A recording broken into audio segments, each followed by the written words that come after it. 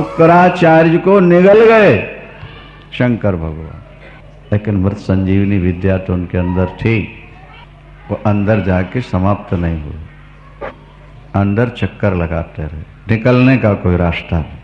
अब निकलने का कोई रास्ता नहीं, शुक्राचार्य को निगल लिया शंकर ने। दैत्यों की सेना नर्वस हो गई, हताश हो गई कि अब तो जो मरेंगे वो बच ही नहीं पाएंगे। अब फिर गणों ने काटना शुरू किया, काट छांट करके। अब भगवान शंकर ने उठाया त्रिशूल और बढ़े आगे महाराज, भीषण गणों।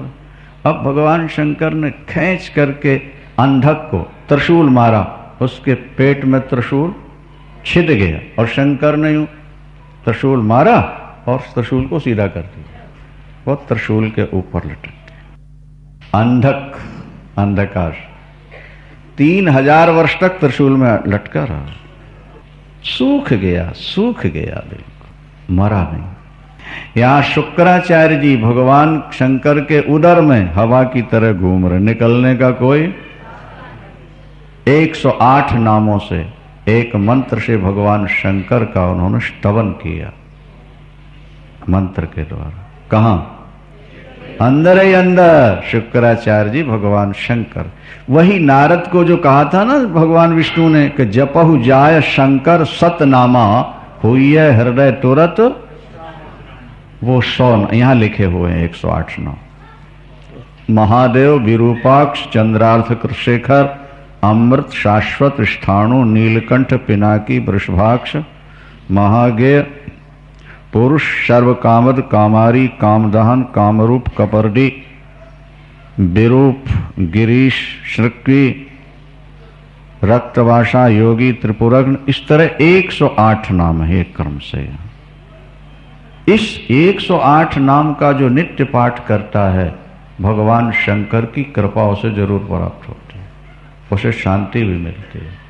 इसलिए तो जब नारद जी को मोह हुआ था ना, आपने सुना नहीं, बाद में क्या कहा था नारायण जी ने कि जपहु जाय शंकर सतनामा हुई है हृदय तुरत।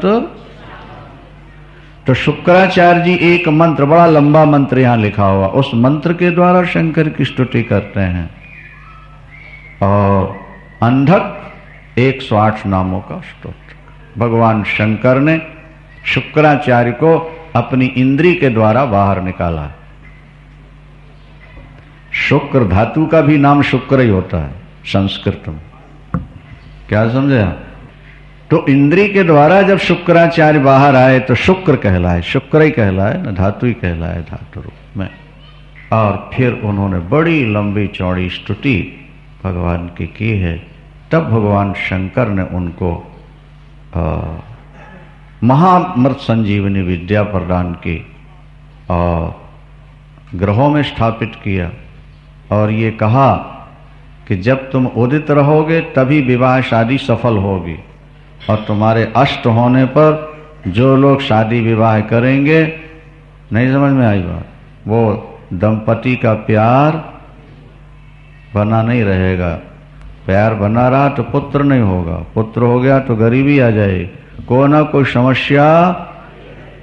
इसलिए जब तारा डूब जाता है तो बेचारे पंडित और बाजे वाले और ये तुम्हारे नहीं वीडियो वाले सब मायूस हो जाते हैं। क्या हुआ? अरे बोले भैया तारा डूबा हुआ है तारा डूब गया, इसलिए शुभ काम, डूबे तारा में शुभ काम नहीं करना। ये भगवान शंकर का दिया हुआ शुक्राचार्य को वरदान है। और जो तुम्हारी सन्निधि में शुभ कार्य होंगे उनको मंगल प्राप्त होगा, आनंद प्राप्त होगा। आजकल तो लोग कहते हैं वो लोग बिना देखे करते हैं, वो बिना देखे करते हैं। नहीं नहीं, ऐसी बात नहीं करनी चाहिए। हम जिस धर्म में पैदा हुए हैं उसके जो नियम हैं हमें उनका ही पालन, किसी की नकल नहीं करनी चाहिए। क्या पतिव्रता नारी वेश्या की नकल करती कि उसके यहाँ तो रोज 2-4 आते हैं, उसका क्या बिगड़ गया, हम भी क्यों ना ऐसा कर लें, हमारा क्या बिगड़ेगा? ये कोई तर्क नहीं है। जैसे पतिव्रता नारी वेश्या की नकल नहीं करती, इसी तरह सनातन धर्म में पैदा होने वालों को दूसरे की नकल। स्वधर्मे निधनं श्रेयः, स्वधर्मे निधनं श्रेयः परधर्मो भयावह। अपने धर्म में मर जाना अच्छा है, पर धर्म में सुख भोगना भी भयकारक होता है। हमें परमात्मा ने जिस जगह भेजा है, ध्यान से सुनो बात को, हमें परमात्मा ने जिस धर्म में भेजा है उसके जो नियम हैं हमें उन्हीं का पालन करना चाहिए। दूसरे धर्म, शुक्रोदय जब तारा निकला हो तभी दुकान का मुहूर्त, तभी विवाह का मुहूर्त, तभी मुंडन, तभी चोला, जो भी शुभ काम तुम्हें करना हो तारा के रहते हुए। शुक्राचार्य अंधक फंसा हुआ था 3000 वर्ष और बराबर 108 नामों की माला वो जपता रहा। कौन? अंधक। 3000 वर्ष बाद भगवान शंकर उस पर प्रसन्न हुए, उसको त्रिशूल से नीचे निकाला, उसके शरीर पर हाथ फेर दिया, दिव्यता उसके अंदर आ गई। बोलो अंधक क्या चाहिए? प्रभु भोलेनाथ, अहम पापी, मैं पापी हूं, मैं दुष्ट हूं, मैं कृतघ्न हूं, मेरे द्वारा आपका बड़ा अपमान हुआ। युद्ध के समय नीच, शठ, मूर्ख, पापी बहुत कुछ कहा था ना अंधक में। और पार्वती अम्बा पर भी मेरी दृष्टि गलत हुई, उसका फल मैंने भोग लिया। 3000 वर्षों तक सूली में टंगा रहा। त्रिशूल में लटके रहने का मतलब सूली पर लटकना है ना।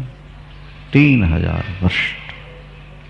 अब मैं आपका हूं, जैसा भी हूं आपका। अंधकासुर ने जब प्रार्थना की, प्रभु मैं महापापी हूं, मैंने मां को भी ऐसा कहा, आपको भी ऐसा कहा, लेकिन अब आपके सामने हूं, जैसा हूं आपके सामने।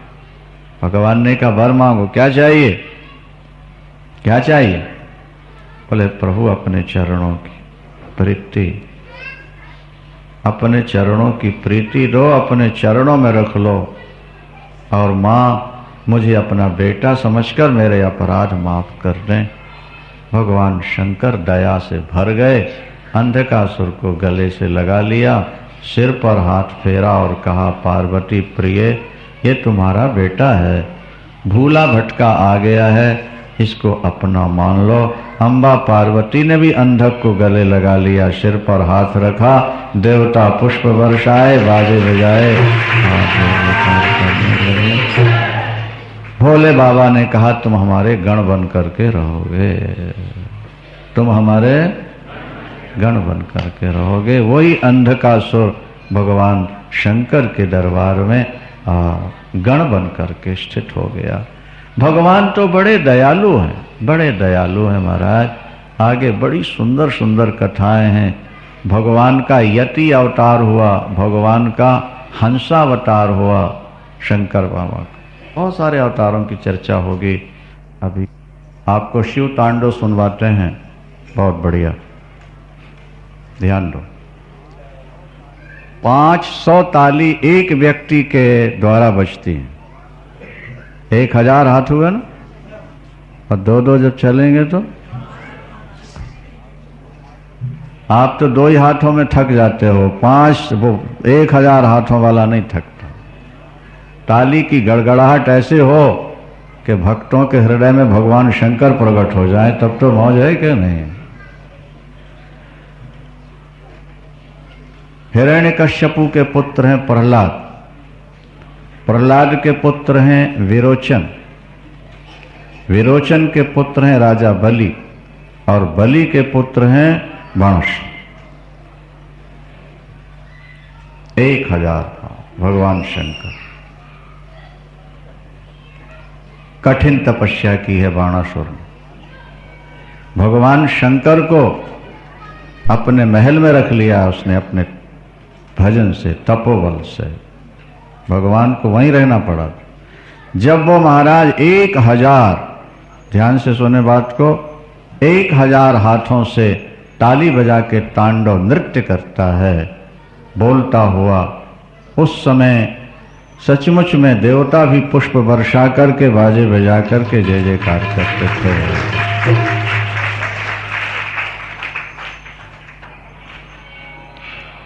अब शिव तांडव आप लोग श्रवण करें। बाणासुर 1000 हाथों के द्वारा 500 तालियों की गड़गड़ाहट से शिव तांडव के द्वारा भगवान शंकर की स्तुति करता है। शास्त्र कहते हैं कि जो व्यक्ति शिव तांडव का नित्य पाठ करेगा पूजन के बाद, उसका घर लक्ष्मी कभी नहीं छोड़ेगी।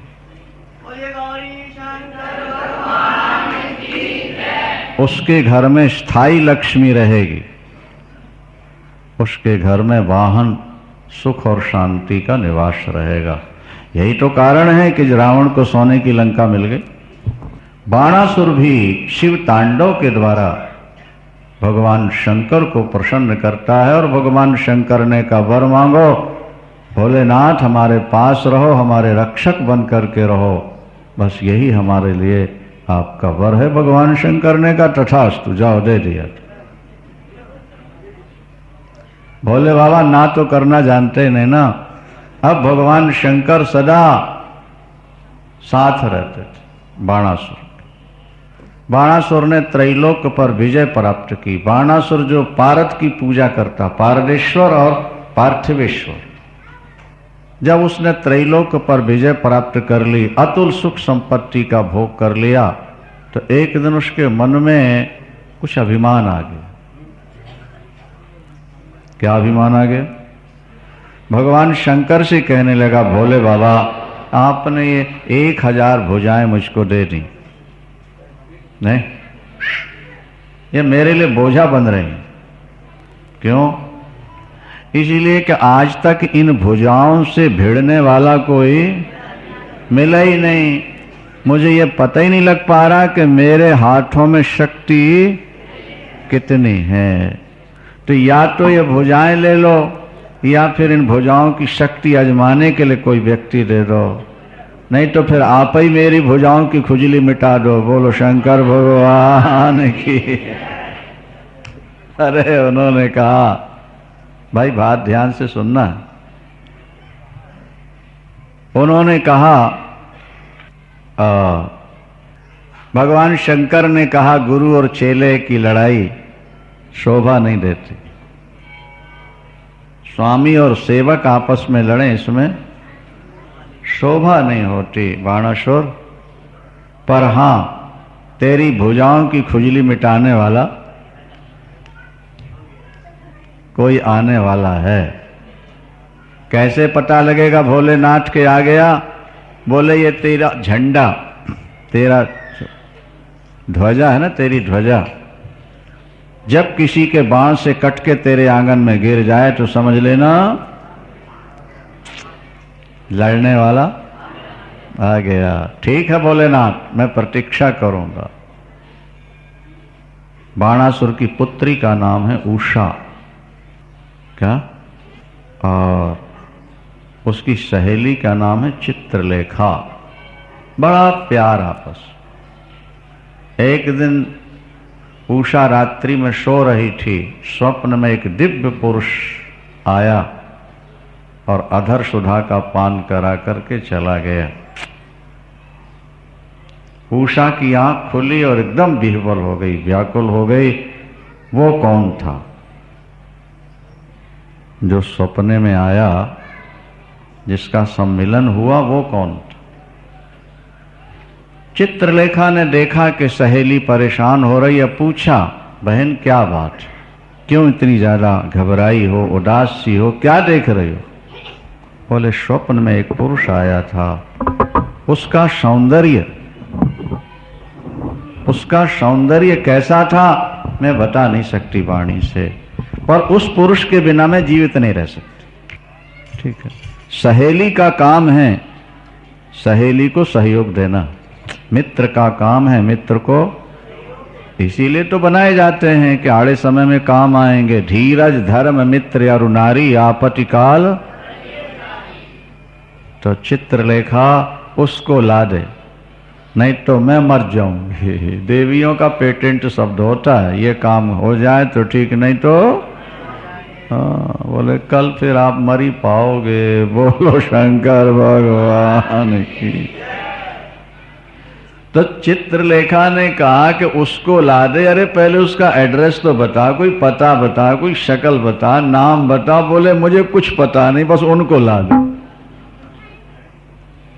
अब बताओ, ऐसे पुरुष का खोजना सरल है कि कठिन है? बताओ।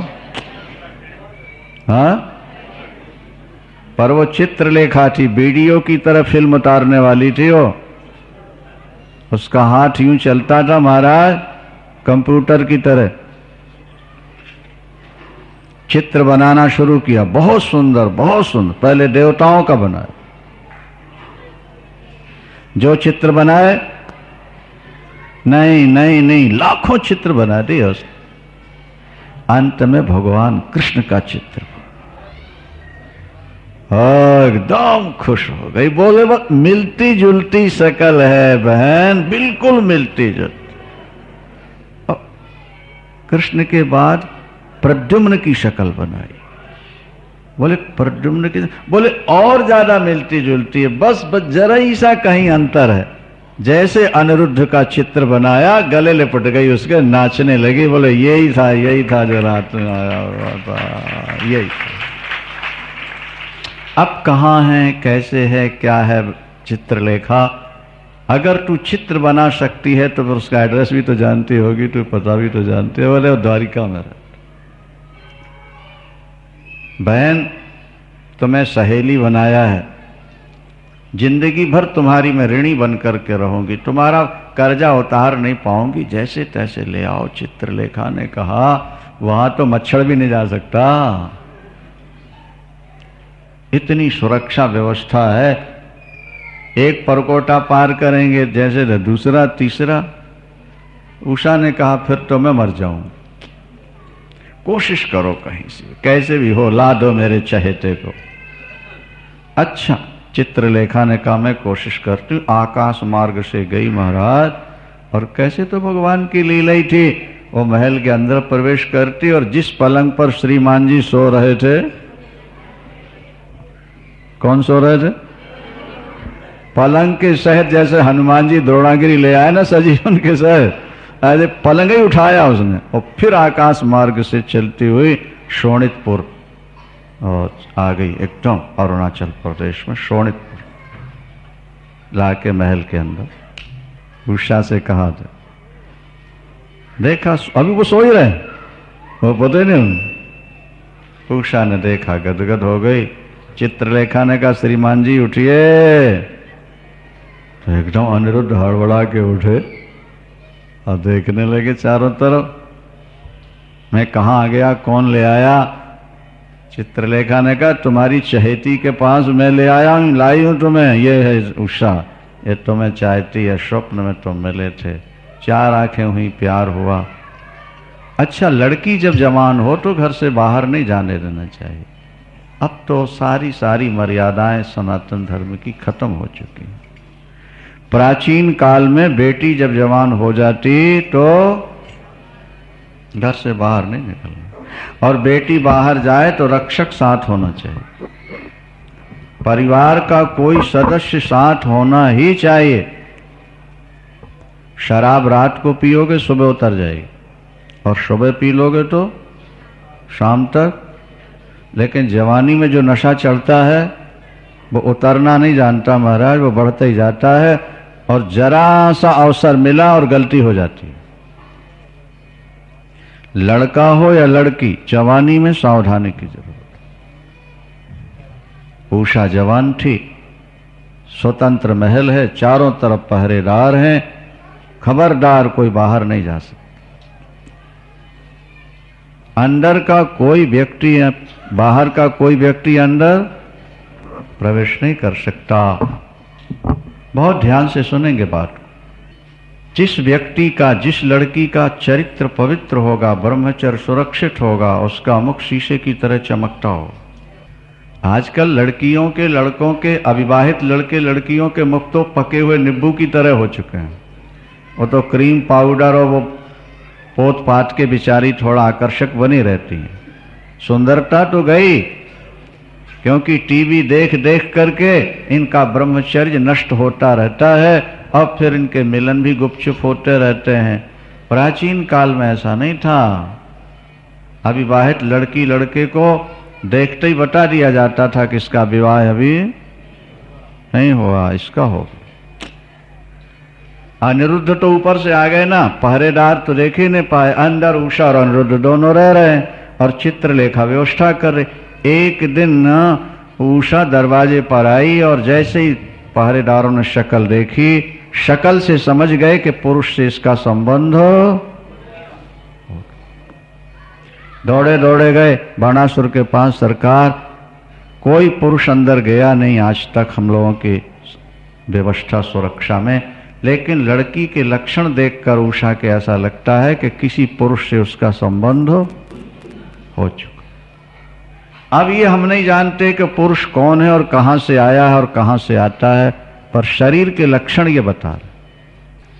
मैं देखता हूं। बाणासुर जैसे अंदर पहुंचा, देखा दोनों बैठे हुए। कौन?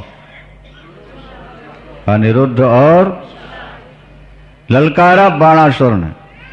अनिरुद्ध भी तो अनिरुद्ध थे, खड़े हो गए शस्त्र लेकर। युद्ध हुआ, भयानक युद्ध हुआ। जो उसका विभांडक मंत्री था ना, किसका? बाणासुर का। उसने कहा, सरकार ये कोई दिव्य पुरुष है, इसको जान से नहीं मारना है। और अब चूंकि संबंध हो चुका, इसलिए अब तो लड़की का ही सुहाग जाएगा ना। इसे मारना नहीं है, अपनी शान के लिए विजय प्राप्त कर लें और इसको पकड़ के जेल में डाल दें, ताकि इनके अभिभावक आए, पता तो लगे ना कौन है। क्या यही शिक्षा दी है ना? अब ये थोड़ा पता था कि ये सारी गड़बड़ी सहेली ने कर रखी है।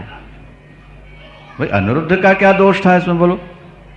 वो तो बेचारा अपने महलों में सोया और उषा के महल में जागा। अंत में भयानक युद्ध के बाद बाणासुर ने अनिरुद्ध को बंदी बना लिया और बंदी बना के जेल में डाल दिया। 4 महीने बीत गए। नारद जी वीणा खड़काते पहुंचे। कहां? बोलो। बोले ज्यादा बड़ा टब्बर जो है ना, बड़ा परिवार भी एक समस्या होती है नारायण। हाँ, ठाकुर जी मुस्कुराए, बात क्या है? बोले एक पोता गायब है 4 महीने से और दादा को पता ही नहीं है कि कहाँ चला गया है और क्या हुआ, क्योंकि परिवार बड़ा है ना, गिनती कहाँ से होती रहती है। हाँ, क्या कह रहे हो? बोले हाँ। क्या हुआ? बोले अनिरुद्ध कहाँ है? अरे भाई पता तो करो अनिरुद्ध कहाँ है। बोले गायब, पता ही नहीं, 4 महीना। अच्छा बेतार के तार तुम ही तो बताओ फिर देवर्षि जी। नहीं, तुम तो बेतार के तार हो ना भाई। नहीं, बताओ कहाँ है? बोले बाणासुर के यहाँ जेल में पड़ा हो। कैसे पहुंचा के सारी कहानी सुना दी। भगवान कृष्ण सेना लेकर के द्वारिका से पहुंचे। भगवान ने शंख बजाया, शंख ध्वनि की, और शंख ध्वनि करने के बाद धनुष पर बाण रख के खींच करके मारा। किसको मारा? हाँ, इसीलिए तो हम पूछते हैं कि आप लोग गायब हो जाते हो कथा में बैठे बैठे। बोलो शंकर भगवान की। बाण जो खींच के मारा वो ध्वजा को, झंडे को, और वो कट करके जैसे ही झंडा गिरा, भगवान शंकर ने कहा आ गया। निकले महाराज। लंबी चौड़ी लड़ाई का वर्णन है, समय काफी हो रहा है। अंत तो गत्वा भगवान शंकर जब लड़ने आए कृष्ण जी से, ये समय तो अब सेवक और स्वामी दोनों एक दूसरे के सेवक, एक दूसरे के स्वामी। लेकिन बाबा अब क्या होगा? बोले क्या करें, आप चेलों के बस में रहते हो, मैं भी अपने चेलों के बस में रहता हूं, भक्तों के वश में, आप भक्तों के वश में। लेकिन हमारी आपकी लड़ाई तो शोभा नहीं देगी। तो भगवान शंकर ने कहा जुक्ति हम बताए देते हैं। क्या? बोले जृंभणास्त्र मार करके आप हमको मूर्छित कर दो, या जम्हाई जृंभणास्त्र होता है ना, उबासी जिसको बोलते हैं, जम्हाई है, हमको उसमें फंसा दो और फिर आप लड़ करके छिटाई कर दो।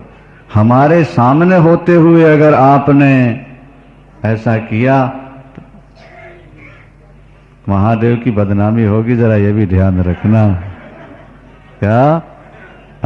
भगवान कृष्ण ने जर्मणास्त्र रखा अपने धनुष पर और खींचकर भगवान शंकर पर चला दिया तो उबासी आई। ऐसी जम्हाई बंद ही नहीं होती। जम्हाई का निर्माण हो गया। उनके जो और गणवण थे उनको भी वैसे ही किया। भगवान शंकर ही ने कहा, शिव पुराण के आधार। फिर युद्ध प्रारंभ हुआ और युद्ध होते होते अंत में भगवान कृष्ण ने बाणासुर के सब सैनिकों को मारा और फिर लिया महाराज तलवार। सो बाणासुर की भुजाएं काटनी, जैसे कुल्हाड़े से पेड़ की डालें नहीं छांटी जाती, काटते काटते काटते 1000 भुजाओं में केवल बोलो 4 बची। 4 जब 4 बची तब तक भोले बाबा का वो जृंभणास्त्र का प्रभाव खत्म हो गया तो सामने आके खड़े हो गए। उन्होंने कहा, द्वारिकेश मैंने इसको अमरता का वरदान दिया हुआ है।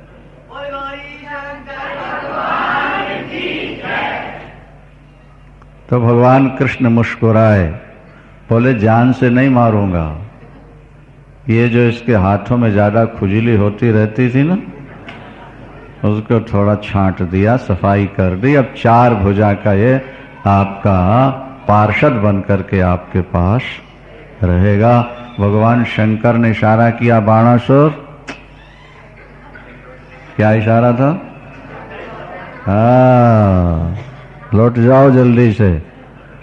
चरणों में लौट गया, भगवान कृष्ण की स्तुति की, भोले बाबा को प्रणाम, देवता पुष्प बरसाए, बाजे बजाए, जय जयकार करते हैं। अंत में उषा और अनिरुद्ध को ला करके भगवान कृष्ण के सामने खड़ा कर दिया, बहुत सारा दहेज दिया और दोनों को सब सेना सहित द्वारिका की ओर प्रस्थान। शेष कथा कल श्रवण करेंगे। बोलिए शंकर भगवान। भगवान शंकर का एक भिक्षुवर्य अवतार हुआ। अनेक अवतारों में यह भी एक अवतार, भिक्षुवर्य। विदर्भ देश के एक राजा थे सत्यरथ। उनकी पत्नी बड़ी पतिव्रता थी। दोनों में परस्पर बहुत ज्यादा प्यार था और वे दोनों शिव भक्त थे। धर्म पूर्वक पृथ्वी का पालन कर रहे थे। शाल्व देश के राजाओं ने विदर्भ देश के राजा पर चढ़ाई करके भयानक युद्ध हुआ और महाराज सत्यरथ की मृत्यु हो।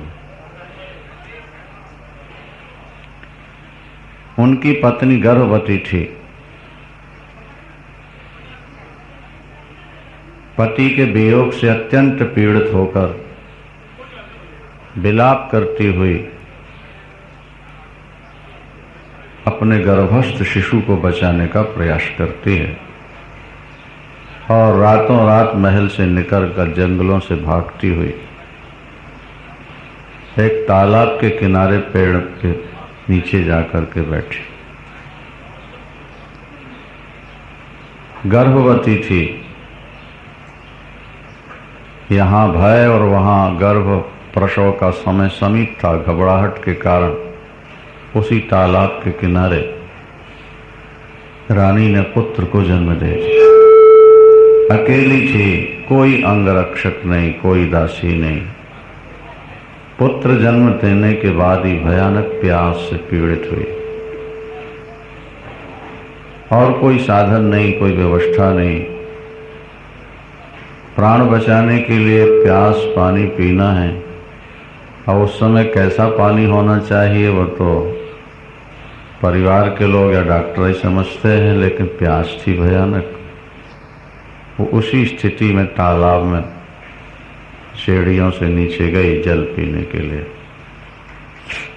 और जब वो जल के अंदर पैर रख के पानी पीने लगी तो ग्राह ने आके पैर पकड़ा और खींच के ले। वहां पिता समाप्त हो गए, यहाँ मां समाप्त हो गई। अकेला बच्चा भी, उसका नाड़ा भी नहीं छिना था और छटपटा रहा, रो रहा था। उसी समय एक ब्राह्मणी अपने बच्चे को लेकर के गोद, वो भिक्षुणी थी, भिक्षा मांग के गुजारा करती थी, वो भी वहीं पहुंची। बालक को रोते हुए देखकर विचार आया, ये बालक किसका है, कहां से आया, कैसे आया, इसका रक्षक कौन। अभी इसका नाड़ा भी नहीं कटा, इसका मतलब है कि ये बच्चा अभी अभी पैदा हुआ है, लेकिन इसके माता पिता का कहीं पता नहीं लग रहा। मैं उठा लूं इसे, मेरी गोद में एक पुत्र है, लेकिन जब तक किसी की जाति कुल शील का पता न हो, उसको उठाना भी तो ठीक नहीं। भगवान शंकर के भक्त थे उस बालक के माता पिता। भगवान शंकर उस समय एक सन्यासी का रूप बना करके आ गए, और उन्होंने कहा, देवी ये क्षत्रिय पुत्र है, राजकुमार है, प्रारब्ध ने इसको इस स्थिति में लाके डाल दिया कि जन्म से पहले पिता समाप्त हो गए और जन्म लेते ही मां समाप्त हो गए। तुम इसे ले जाओ, इसका पालन पोषण करो। आप कौन हैं? भगवान शंकर ने अपने स्वरूप का दर्शन कराया। देवता पुष्प वर्षाए, बाजे बजाए आए।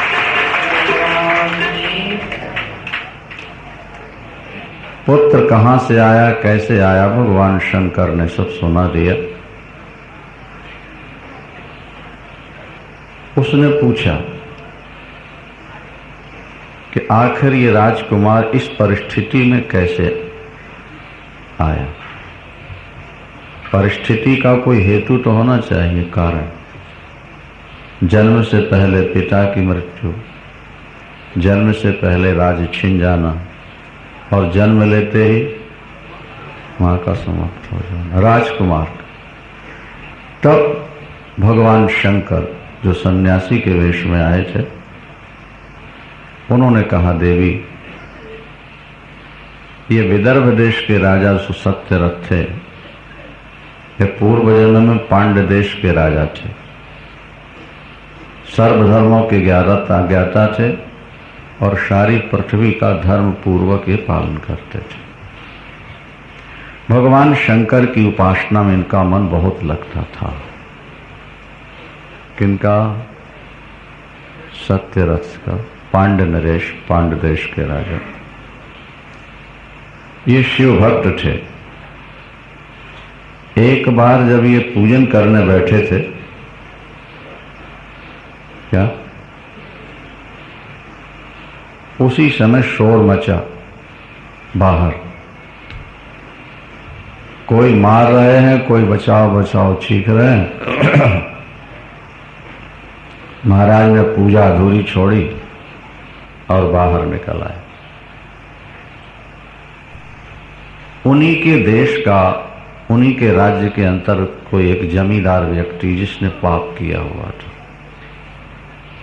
उसे मारा पीटा गया था और रो रहा था। महाराज को जब मालूम पड़ा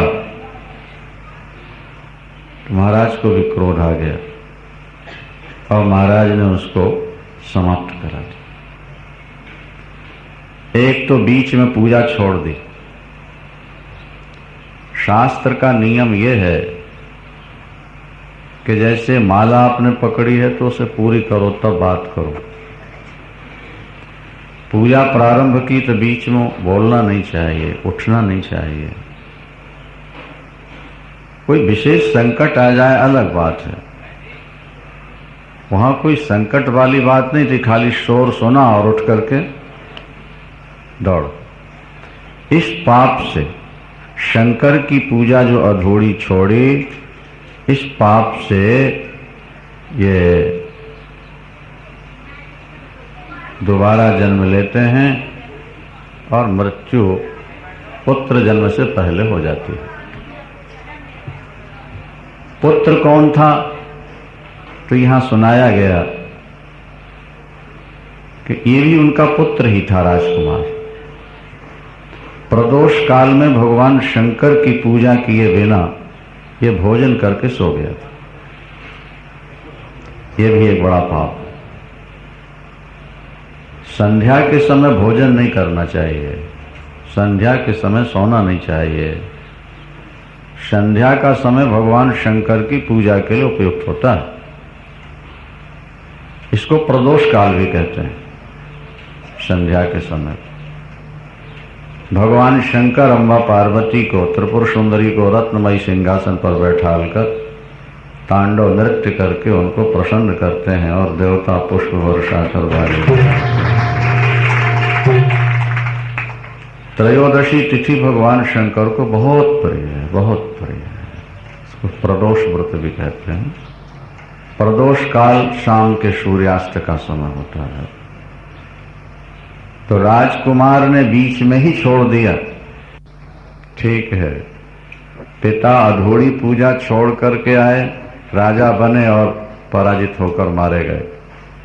पुत्र ने प्रदोष काल में भोजन किया और पूजन किए बिना सो गया, इसलिए इस अनाथ स्थिति में आया।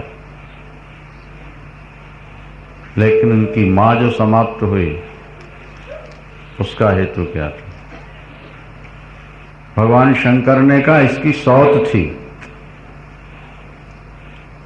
इसकी एक, इसने धोखा दे करके जहर पिलवा करके उसको मार दिया। अपनी सौत को मरवाने के कारण, मारने के कारण इसको भी ग्राह ने, वही सौत ग्राह बन के, ये जन्म जन्मांतर के संबंध हैं। व्यक्ति जैसे कर्म करेगा उसका वैसे ही फल मिलेगा। यहां स्पष्ट लिखा है कि कभी कभी भजन करने वाला व्यक्ति भी दुखी नजर आता है, भजन करने वाला, और पाप करने वाले भी, जो भगवान की आलोचना करते हैं, निंदा करते हैं, रात दिन पाप करते हैं, वो भी सुखी दिखाई देते हैं। और कुछ लोग बड़े सात्विक बहुत भजन करते हैं, दुखी होते हैं। तो यहां लिखा है कि इसको पूर्व जन्म का प्रारब्ध मानना चाहिए। भजन करने वाला दुखी नहीं हो सकता, ये सिद्धांत है। अगर भजन करने वाला दुखी हो रहा है तो ये उसके पूर्व जन्म का कोई दुष्कर्म है जो प्रारब्ध में आ चुका है और वो भोग कर ही कटेगा। जो शंकर भक्त है उसके सामने बड़ी विपत्ति दिखाई देगी आने वाली, लेकिन उसके पास आते आते छोटी बन के निकल जाएगी। बोलो शंकर भगवान की। शंकर भक्त पर विपत्ति नहीं आएगी, और अगर आई भी तो बड़ी दिखने वाली विपत्ति भक्त के पास आते आते छोटी बनकर निकल जाएगी। भगवान शंकर अपने भक्त की सदा रक्षा किया करते हैं। भगवान शंकर से तो देवता भी डरते हैं, मौत क्यों नहीं डरेगी? उनका नाम ही महामृत्युंजय है। अंत तो गत्वा महाराज भगवान शंकर जो सन्यासी के वेश में आते, भिक्षुवर्यावतार कहलाता है। इसी तरह सुरेश्वरावतार है। अनेक अवतार भगवान शंकर के हैं, अनेक अवतार। उसी समय महाराज भगवान शंकर ने कहा, देवी तुम बच्चे को ले जाओ और इसने गलती तो की थी, उसका फल मिल गया, आज अनाथ स्थिति में है। राज्य गया, पिता गए और माँ भी चली गई, लेकिन मेरा जो भजन किया पहले जन्म में इसने, उसका फल तो मिलेगा। तुम दोनों का पालन पोषण करो। कुछ समय के बाद ये राजा हुए। दोनों का यज्ञोपवीत संस्कार कराया ब्राह्मणी ने, दोनों का पालन पोषण किया। एक दिन दोनों नदी में स्नान करने गए तो ब्राह्मण कुमार को असरफियों से बड़ा सोने का भांडा मिल गया और राजकुमार को गंधर्वराज ने देखा, प्रसन्न हुआ, अपनी कन्या ब्याह दी और कन्या ब्याह दी और सहयोग दिया। तो राजकुमार ने शत्रुओं पर विजय प्राप्त की और फिर भगवान शंकर की कृपा से सिंहासन पर विराजमान हुए। बहुत समय तक सुख भोगा और अंत में शरीर छोड़कर शिवलोक पधार गए। देवता पुष्प वर्षाए गए। इसी तरह एक उपमन्यु नाम के परम भक्त हुए हैं भगवान शंकर। क्या नाम? उपमन्यु। उपमन्यु धौम्य के बड़े भाई हैं। वैसे तो जन्म से ये बड़े तपस्वी ज्ञानी थे, विद्वान थे। माता के साथ मामा के घर रहा करते थे। विद्वान तपस्वी होते हुए भी गरीब थे। कोई ना कोई कारण होता है, कोई गरीब मूर्ख होते हैं, धनवान होते हैं, कोई लोग विद्वान होते हैं और गरीब होते हैं। नहीं, कुछ लोग विद्वान होकर गरीब और कुछ लोग मूर्ख होकर धनवान हो जाते। कई धनवानों के या उनके बेटों से जब बात करो तो लगता है भगवान तेरी लीला बड़ी विचित्र है। कुछ भी ज्ञान नहीं और पैसे की क्या गिनती नहीं। कई लोग बड़े बुद्धिमान। कर्मों के खेल हैं भैया। तो एमए पास किए था बेचारा और जूतों में पॉलिश कर रहा था। फर्स्ट क्लास एमए पास करने वाला व्यक्ति एक रिक्शा चला रहा था। उसकी लीला वही जाने। उपमन्यु बड़े विद्वान, बड़े तपस्वी, मामा क्या रहे। एक दिन दूध थोड़ा मिला, रो पड़े, बोले माँ दूध दूध। मामा के बच्चों को ज्यादा मिल गया, इनको थोड़ा कम मिला, बचपना था। माँ ने बहुत समझाया लेकिन दूध से छोटे बच्चे। माँ ने जौ को पीस करके पानी में मिलाया, दूध हो गया। ले बेटा दूध पी ले। नहीं माँ ये दूध नहीं है। आखिर पहले पिया ही थोड़ा सा दूध की जानकारी तो थी। माँ मुझे भुलावे में नहीं डालो, ये दूध नहीं है, ये आटा मिला हुआ पानी, मुझे दूध चाहिए दूध। रो पड़े। उपमन्यु को माँ ने गले से लगाया, ये कहते हुए बेटा हम गरीब भिक्षुक हैं, वनवासी हैं, वन में रहते हैं, हमारे पास संपत्ति कहाँ। हर माता पिता अपने बेटे को बहुत बढ़िया से बढ़िया खिलाना पिलाना पहनाना चाहते हैं, लेकिन प्रारब्ध जैसा होगा वैसे होगा। माँ मुझे दूध चाहिए।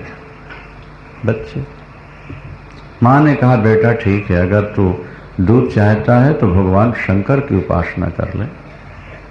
भगवान शंकर ही एक ऐसे देवता हैं भोले भाले जो भजन करने वालों का भंडार भर दिया करते हैं, कोई कमी नहीं रखते हैं। भोग और मोक्ष जिनको दोनों चाहिए वो भगवान शंकर की आराधना जरूर करें। उपमन्यु ने जैसे सुना महाराज, उसी समय माता से आज्ञा लेकर के भगवान शंकर की उपासना करने के लिए वो सीधे हिमालय पर्वत की ओर बढ़ गए। हिमालय पहुंचकर 8 ईंटों का एक मंदिर बना है।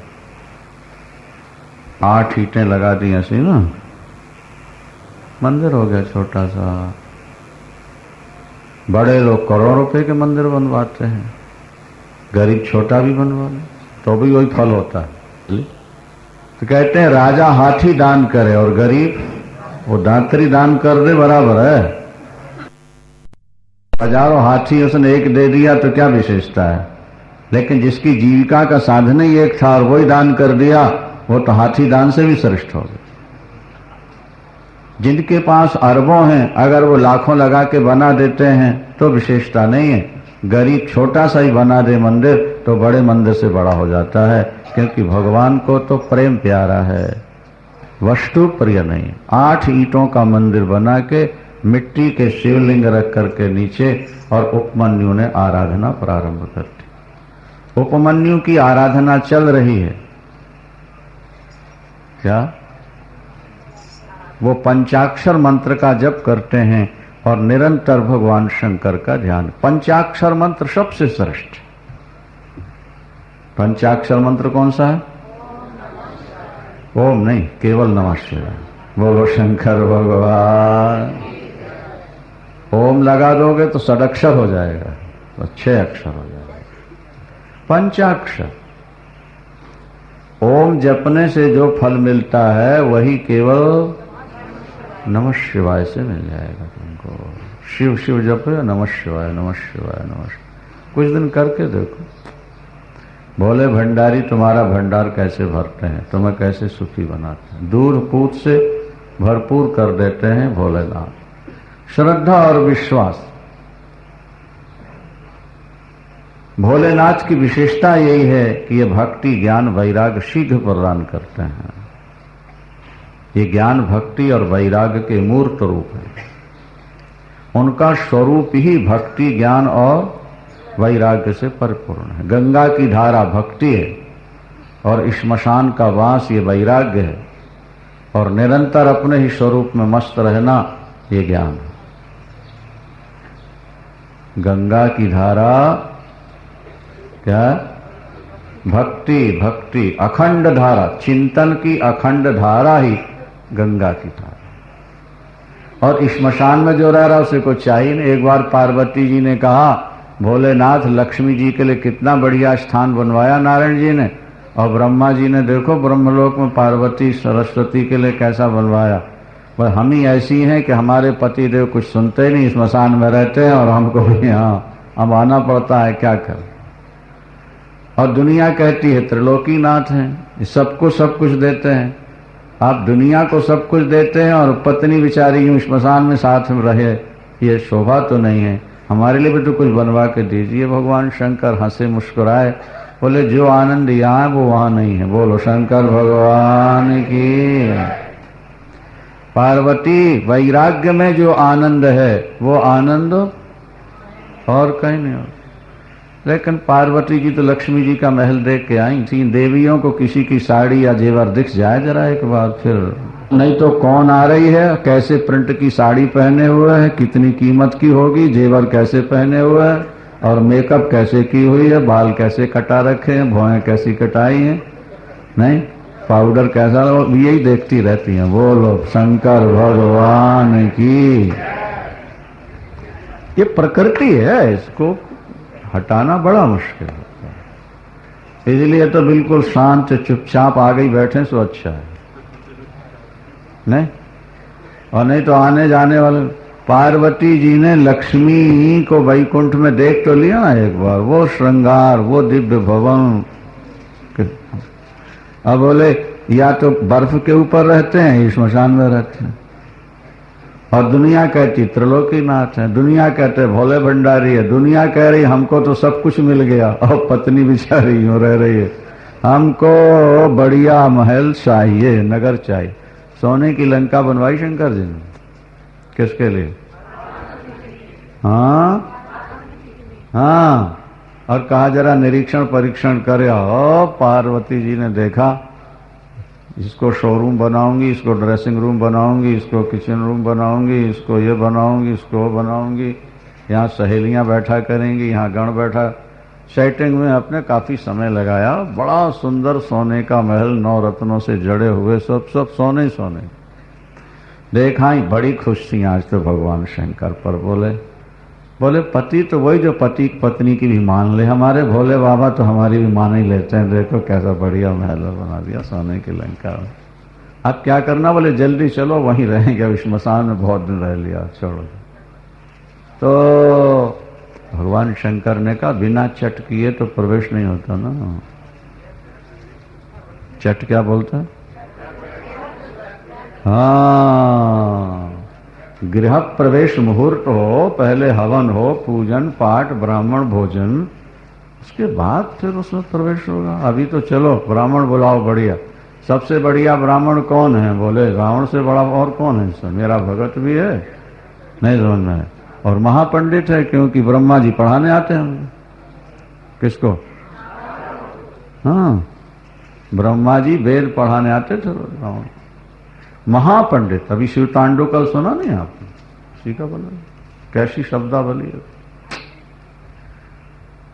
ठीक है, बुलाए गए, लंबी कथा है, समय थोड़ा है महाराज। अब फिर विधि विधान से सब गृह प्रवेश मुहूर्त निश्चित हुआ और सब तरह से पूजा पाठ सामग्री लाई गई, पूजन। अब रावण पूजा कराने बैठा, रावण देख के बड़ा खुश हुआ, नहीं मेरे भोलेनाथ के लिए बढ़िया नगर, पार्वती अम्बा के लिए, समझ गया, पार्वती अम्बा के लिए। फिर तो पूजन हुआ, पूजन वूजन कराया भगवान शंकर पार्वती अम्बा ने, हवन तो सब विधि से हो गया। अब सब कुछ हुआ तो अब दक्षिणा भी तो देनी, ब्राह्मण को नहीं देनी। हाँ ब्राह्मण ने पूजा पाठ कराया तो दक्षिणा देनी नहीं। पार्वती क्या दिया जाए? बोले बड़ी विधि से इसने पूजा कराई है, बड़ा पंडित है, इसको दक्षिणा को ज्यादा देनी है। ठीक है, ज्यादा दे देते हैं। क्या दे दें? बोले पूछ लीजिए। भगवान शंकर ने कहा, बोल भाई क्या चाहिए? बोले भोले भंडारी, मांगने में संकोच हो रहा है, नहीं इच्छा तो बड़ी थी कि आपसे कुछ मांग लूं विशेष चीज। बोले नहीं मांगो जो चाहिए सो। बोले लंका हम ही को दे दो। बोले तथास्तु, दे दिया तुमको।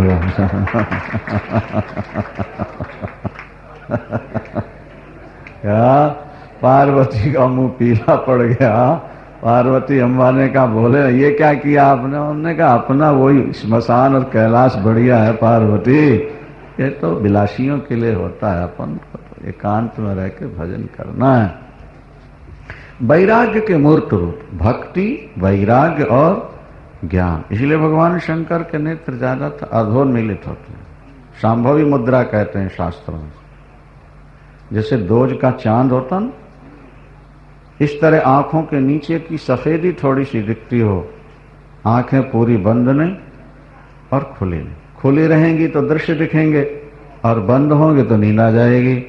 शांभवी मुद्रा इसको कहते हैं। भगवान शंकर सदा उसी रूप में स्थित रहते हैं। भक्ति, ज्ञान और वैराग्य के मूर्त रूप भोले बाबा अपने पास कुछ नहीं रखते, पर शरण में आने वाले व्यक्ति के लिए कुछ कमी भी नहीं रखते हैं शंकर भगवान। जब उपमन्यु ने वो 8 ईंटों का मंदिर बना के शिवलिंग रखकर पंचाक्षर मंत्र का जप शुरू किया और महाराज उसकी जब अखंड धारा चली जप की, भोले बाबा प्रसन्न हो गए। और पहले तो परीक्षा ली भोले बाबा ने। क्या परीक्षा ली? इंद्र बन करके आ गए। नंदी को बना दिया ऐरावत हाथी, स्वयं बन गए इंद्र। पार्वती को बना दिया इंद्राणी और त्रिशूल को बना दिया वज्र और आ करके खड़े हो गए।